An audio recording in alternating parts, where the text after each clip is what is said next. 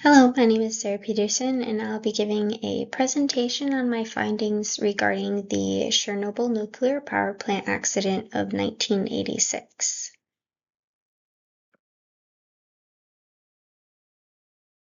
So, where did this accident take place?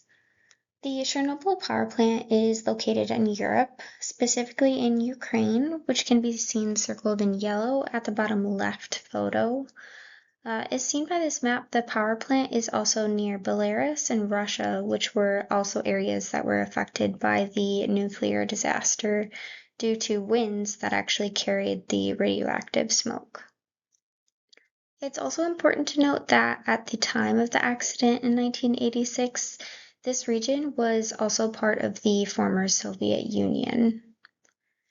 As for where the accident actually took place within the plant itself, the Unit 4 reactor was the precise source of the explosion, and it can be seen in relation to the other areas of the plant in the top right photo. The Unit 4 reactor utilized highly enriched uranium in a graphite moderator, and this unstable design is what actually led to the accident, which I'll go into more detail shortly here.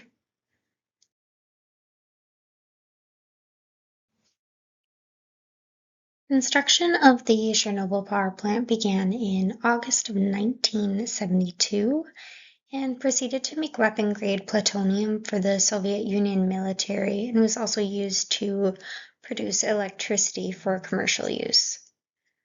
Unfortunately, during the year of 1986, a very serious and destructive steam explosion took place at the Unit 4 reactor of this plant on April 26, and you can see the aftermath of the Unit 4 explosion to the right here in this photo. So several parts played a role in this radiation accident at the Chernobyl nuclear power plant. The steam explosion of the Unit 4 reactor was largely due to human error and a power surge during, ironically, what was a safety test of the reactor systems. During the safety test, the operators were running the plant at very low power, and the reactors were extremely unstable at this low power. The control rods are what created the instability, and this is what accelerated the chain reaction and power output. Flaws in this design produced a large surge of intense power. Because of this substantial amount of heat that was given off, the pressure tubes of the reactor containing fuel ruptured. Eventually, the graphite moderator and leaking fuel from the pressure tubes reacted with water to create a steam explosion.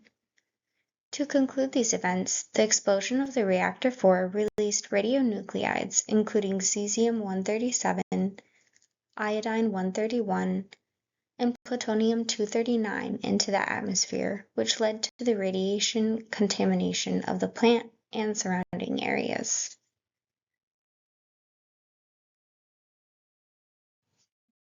Biologic criteria was used to help identify the radiation casualties during the first 2 days after the accident. Some of the criteria used to assess casualties included the latent period from the time of exposure until the presence of vomiting and nausea, measurements of lymphocyte levels in the blood, and observations of acute radiation syndrome. Resulting symptoms of nausea and vomiting showed the development of acute radiation syndrome, which caused the hospitalization of 203 people. ARS is a collection of symptoms that result after someone is exposed to high whole-body doses of ionizing radiation. There are 4 stages to this syndrome, including the prodromal, latent, manifest illness, and recovery or death stage. The use of biologic criteria, such as nausea and vomiting during the first 2 days, represented the beginning stage and helped identify those who received substantial doses of radiation, great enough to lead to the ARS and eventual death. There are 3 separate dose-related syndromes of ARS, one of which is the hematopoietic syndrome.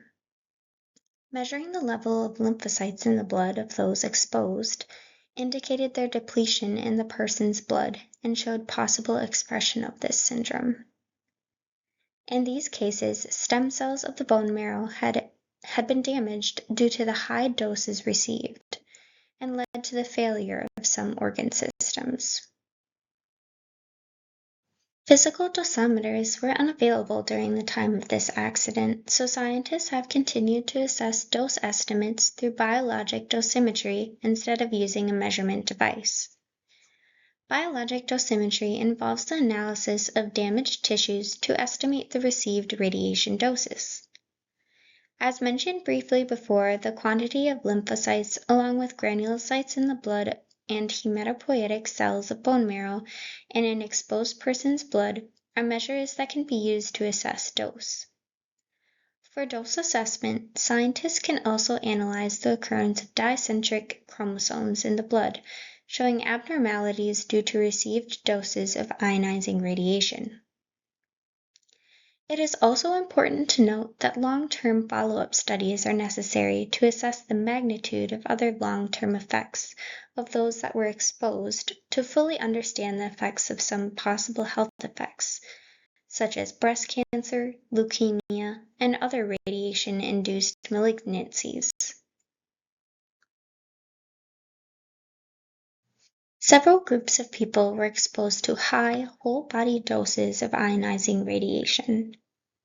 Some of the groups that received the greatest doses included those working at the plant, firefighters who helped fight the reactor 4 fire and cleanup, and residents living near the Chernobyl power plant. Workers received doses ranging from 1 to 6 sieverts. Firefighters received doses ranging from 0.7 to 13.4 sieverts, and local residents received an average dose of up to 0.2 sieverts. On top of that, those who drank contaminated milk due to the accident received a thyroid dose of several sieverts. These groups received very high doses of radiation because they were so close to the explosion. 200 of the workers were exposed to an equivalent dose of more than 1 sievert, and of the 444 total workers, 29 experienced fatal injuries and health effects within 3 months of the accident. Whole body doses of 6 gray or more were even noted, and severe thermal trauma and injuries were also reported.